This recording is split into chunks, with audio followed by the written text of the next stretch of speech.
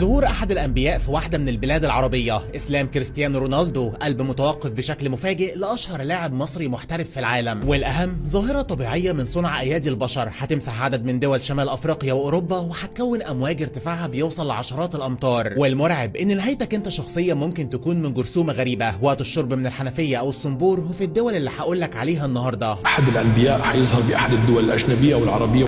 كريستيانو حيعلن إسلامه، حيكون له سكتة قلبية بالملعب، أحد لاعبين كرة القدم.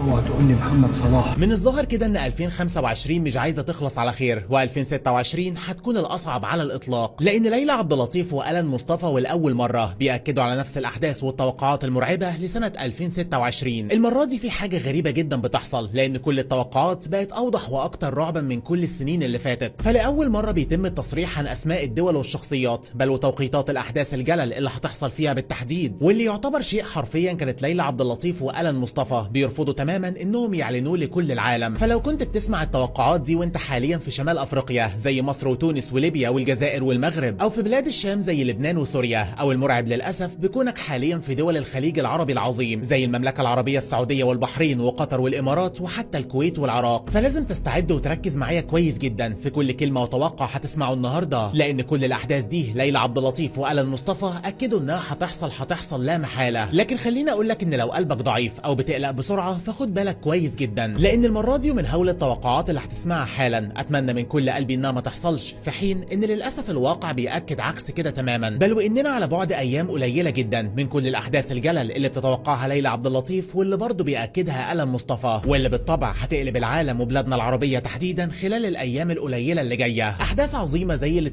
والهزات العملاقة، ثورات في كتير من البلاد العربية، نهاية رئيس لأعظم دولة عربية بشكل مفاجئ وقدام الكاميرات، والأصعب انقطاع كامل للكهرباء والإنترنت في العالم كله تمهيدا لحدث عظيم وجلل، واللي هيبدأ بخروج الشخصية الظلامية اللي بتحكم العالم كله من الظل، واللي حذرت منها الأديان السماوية من قديم الأزل. لا، حضر مشروبك المفضل وطفي النور واستعد، لأن اللي هتشوفه وتسمعه النهاردة حرفيا لم ولن يخطر على قلب بشر. لكن قبل ما نبدأ من فضلك دوس على زرار اللايك وشير الفيديو ده في كل مكان مع عيلتك ومع كل اصحابك، لان الكل لازم يستعد للاحداث والتوقعات الجلل والعظيمه اللي هتحصل معاك انت شخصيا، بل وهتاثر على كل العالم خلال الايام القليله القادمه. وبسم الله فلنبدا.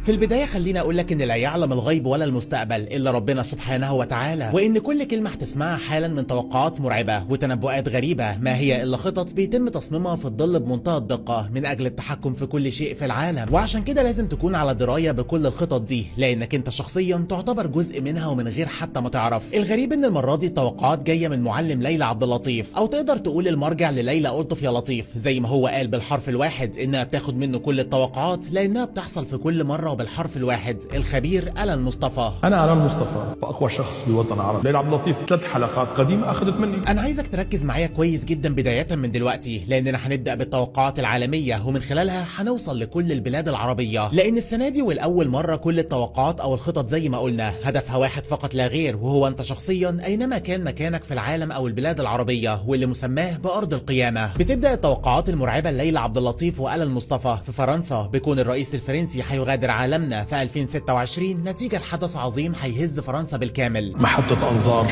وفاة رئيس الفرنسي. فبيقول ألان مصطفى إن أيفل تاور أو برج إيفل بشكل كامل، لدرجة انه هيكون ظاهر من على بعد عشرات الكيلومترات كأنه كتلة من اللهب موجودة في قلب فرنسا. الأنظار حتكون على برج إيفل، أنا بشوف برج الإيفل عم يحترق، وبشوف الفرنسيين عم يناموا بالشارع. والمرعب ونتيجة للي هيحصل، فالناس اللي موجودين في فرنسا هيناموا في الشوارع خوفا من حدث جلل وعظيم هيحصل بعد مغادرة الرئيس ماكرون لعالمنا وبشكل مفاجئ. أما التوقع الثاني فهو نهاية أرض الأحلام أمريكا، ونتيجة للي بيحصل حاليا وزي ما كلنا شايفين من قرارات غريبة من الرئيس ترامب، هتكون في أضعف حالاتها على مر الزمان، وساعتها هتظهر قوتين من اعظم دول العالم وهيسيطروا على كل شيء، بيعتقد ألان انهم روسيا والصين. يا امريكا الفتره الجايه. وفي نفس الوقت هتظهر قوتين موازيتين ليهم من البلاد العربيه هيحكموا برضو العالم بالكامل وقت نهايه ارض الاحلام في 2026. ظهور قوة عالمية ثانية، من هالقوى العالميه حتكون فيها دولتين عربيات. وخد بالك ان كل المؤشرات اللي موجوده حاليا من نزول قيمه الورقه الخضراء وقفل الاسواق لبيان الرئيس بنفسه اللي اغلق معظم السفارات الامريكيه في العالم بالكامل، كلها مؤشرات بتاكد بيأكد ان القادم هيكون زي ما بيأكد ألم مصطفى وحتى ليلى عبد اللطيف، بل والاغرب انه مطابق تماما لتنبؤات مايا صبحي من 13 سنة كاملة، بيكون 2026 بالفعل هي سنة نهاية أرض الأحلام. بل المرعب ان ليلى عبد اللطيف بتقول ان كل ده هيحصل نتيجة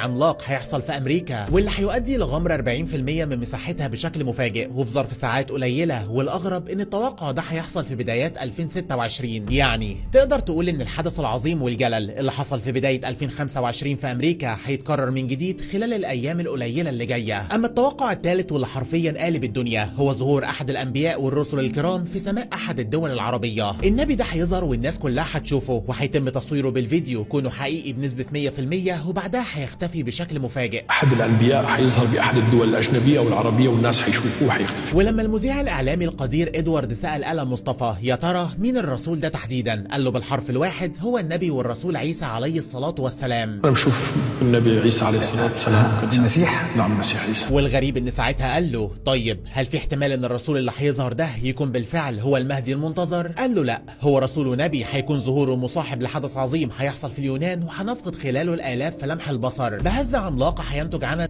قوي جدا في قلب البحر المتوسط، هيوصل ارتفاعه لعشرات الامتار وهيمسح اجزاء عملاقه من اليونان وتركيا وحتى بعض دول شمال افريقيا. وده مش بس هيحصل في 2026، بل هيبدا من الايام والاسابيع القليله القادمه. تسونامي وزلزال حيضرب اليونان وحيتاذى فيها كثير جزر من اليونان وتركيا الفتره الجايه. اما المرعب وبعد الحدث ده مباشره رئيس تركيا اردوغان، وزي ما قال ألم مصطفى هيغادر عالمنا بشكل مفاجئ، وساعتها هينزل الناس كلهم في تركيا للشارع بشكل مفاجئ لتغيير النظام لشكل مختلف تماما عن الاول. سنه 2026 انا بشوف وفاه رئيس تركيا اردوغان. بل والمرعب ان هيتم تقسيم تركيا لدول اصغر في الحجم نظرا لدورها الرهيب حاليا وقوتها اللي عماله تزيد بمرور السنين، فمن اللازم ان يتم اضعافها في اسرع وقت ممكن. تركيا حتتقسم الفتره الجايه الى اكثر من محافظه واكثر من دوله. لكن الاغرب بقى واللي حرفيا قالب الدنيا واللي بعض المؤشرات حاليا بتاكده بالحرف الواحد زي ما قالت ليلى عبد اللطيف وألم مصطفى، هو ان الزرق، واكيد طبعا انت عارف انا قصدي مين لما بقول الزرق، هيدخلوا ارض تونس والجزائر والمغرب حفظهم الله زي ما حصل في قطر العظيم. وساعتها وقت ما الكل مندهش هتحصل برضه من الزرق في الكويت والعراق والبحرين بشكل مفاجئ ومباغت وغريب. وتونس والجزائر ايه دخلهم بالموضوع؟ في انقلابات عسكريه ورؤسائهم خارج السلطه حيكون في ضربات للجزائر ولا تونس كمان. انا بشوف الفتره الجايه البحرين والكويت محطه انظار والعراق. طيب يا ترى ازاي بقى كل ده هيحصل؟ يعني عايز تفهمني ان الزرق هيعدوا بطياراتهم في سماء مصر وليبيا وهيوصلوا للمغرب والجزائر وتونس العظماء وفي يوم وليله؟ انا عايز اقول لك للاسف هو ده اللي هيحصل وبالحرف الواحد زي ما قال واكد ألم مصطفى، اللي بياكد ان كل ده هيحصل في لحظه ضعف هيمر بيها المغرب العربي في نهايه 2025 وبدايه 2026 نتيجه لسقوط الرؤساء في البلاد الثلاثه حفظهم الله، بالاضافه للمظاهرات الرهيبه اللي هتحصل فيهم. وبالتالي هيستغل الزرق اللحظه دي مواقع محددة بغرض فرض السيطرة. بل والأغرب إن الطيارات دي مش هتمر من الأراضي المصرية ولا حتى الليبية، بل هتوصل بشكل متخفي ومباغت من قلب البحر الأبيض المتوسط. وخد بالك إن ده يعتبر نفس التوقع اللي قالته برضه ليلى عبد اللطيف لما قالت على الطيارات المجهولة اللي هتدخل لسماء بعض الدول العربية في الأسابيع الأولى من 2026. سنرى طائرات تابعة لحلف الناتو في أجواء بعض الدول العربية في عملية غير مسبوقة. وبالطبع ربنا يحفظ بلادنا العربية من القادم، بالرغم من تأكيد ألم مصطفى وليلى عبد اللطيف ان الحدث ده هيحصل لا محالة.